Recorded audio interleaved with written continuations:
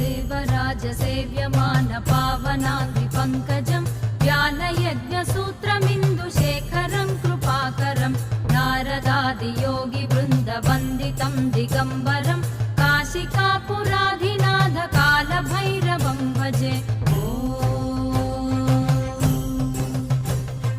भानुकोटिभास्वरं भवाब्धितारकं परं नीलकण्ठमीप्सितार्थदायकं त्रिलोचनं कालकालमम्बुजाक्षमक्षशूलमक्षरं काशिकापुराधिनाथ कालभैरवं भजे।